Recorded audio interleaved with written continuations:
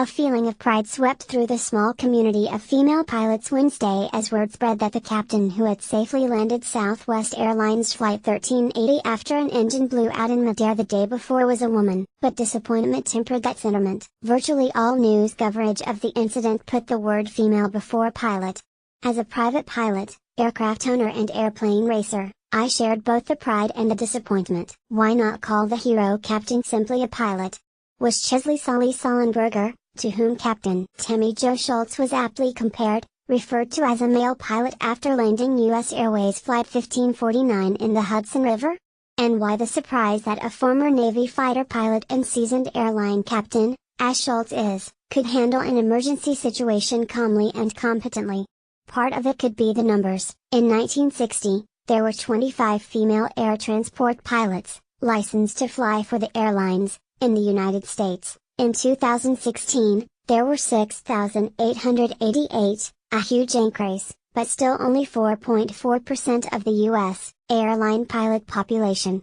Overall, of nearly 600,000 pilots licensed by the Federal Aviation Administration, approximately 39,000 are women. That's around 6%, and that proportion has held steady for decades. But lack of exposure goes only so far as an explanation. Women have been flying for more than a century, and flying professionally for nearly as long, first for airplane manufacturers and in air shows, then for the airlines, the military and the space program. The first licensed female pilot in the United States, Harriet Quimby, received her certificate in 1911. The first woman pilot to fly for a commercial airline, Helen Ritchie, was hired in 1934. Even someone who's never personally seen a female pilot should be able to entertain the notion that there are flyers who don't happen to be men. The all too common refusal to recognize that a woman might be a pilot, and the frequent assumption of incompetence in female captains and first officers who have worked hard, trained hard and achieved positions of responsibility,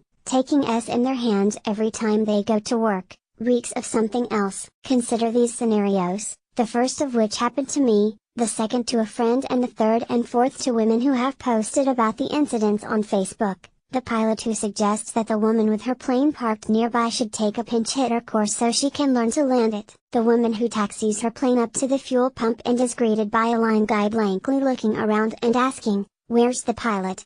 The commercial pilot who goes to an aviation conference and is ignored by the airplane salesman passing out brochures to all the other, male, pilots in the crowd, though she may well be the most experienced flyer of the lot. The air transport pilot who is repeatedly mistaken for a flight attendant, or, if she is recognized for what she is, has to listen to passengers grumble within earshot, and sometimes to her face, that they don't like flying with a woman in the cockpit. The Boeing Pilot Outlook 2017 to 2036, the most recent edition of the manufacturer's annual report, which focused on the urgent need for air transport pilots, projects that to meet demand, North America will require 117,000 airline pilots. On worldwide demand, a new pilot needs to be created every 15 minutes for the next 20 years, including more women in the applicant pool could double the number of potential hires, easing the looming shortage and making female pilots that much less of a novelty. But neither will happen if half the population is continually discouraged from even trying.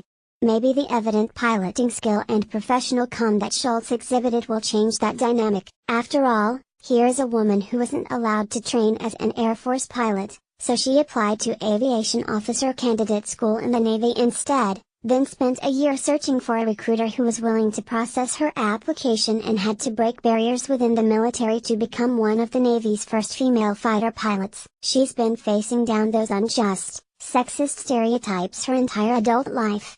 Maybe she's just the person to dispel them.